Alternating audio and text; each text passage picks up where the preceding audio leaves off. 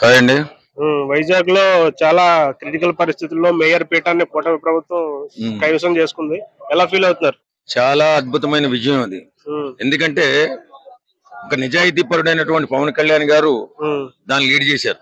ఉమ్, కాబట్టి అది అంత గొప్ప విజయంగా మారింది. ఉమ్, ఈ ఇప్పుడు వైసీపీలో ఎవరు ఉండరండి. కారణం ఏంటంటే పరిపాలనా విధానం తెలియనటువంటి వ్యక్తి ఉమ్, వాళ్ళ నాయకుడిగా ఉన్నాడు. ఉమ్, వన్ వేలో వెళ్ళిపోతూ ఉంటాడు అతను.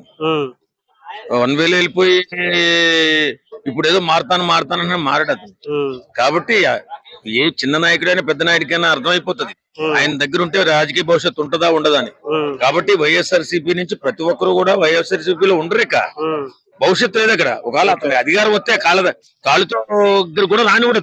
ఉమ్, కాళ్ళకి నమస్కారం పెడతాం బాబు, మీ దగ్గరికి వచ్చి అపాయింట్మెంట్ అంటే ఇవ్వండి అంటే జగన్మోహన్ రెడ్డి గారు అపాయింట్మెంట్ ఇవ్వడు. ఉమ్, కాబట్టి అలాంటి మనస్తత్వం ఉన్న వ్యక్తికి తప్పనిసరిగా ఎప్పటికీ అధికారం రాదు, ఎప్పటికీ ప్రజలు నమ్మరు.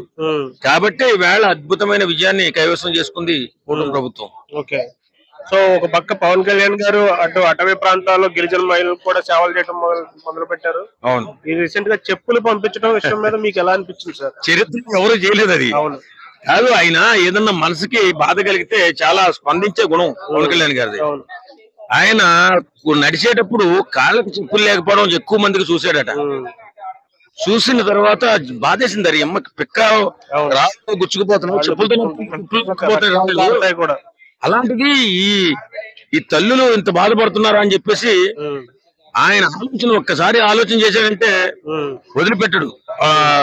అందుకే గిరిజనులు బాగుపడితే గిరిజనుల జీవితాలు బాగుండాలి, గిరిజనులు నీళ్ల కోసం అలమటించకూడదు, రోడ్డు కోసం ఎదురు చూడకూడదు, డోలీ మొదలు పోవాలి అనే మంచి సంకల్పంతో గిరిజన అడవి బాట బట్టి గిరిజనుల జీవితాలను వెలుగులు నింపుతున్నాడు పవన్ కళ్యాణ్ గారు. నిజంగా గిరిజనులు కూడా ఈవేళ ఆయన దేవుళ్ళ కొలుస్తున్నారు పవన్ కళ్యాణ్ గారు.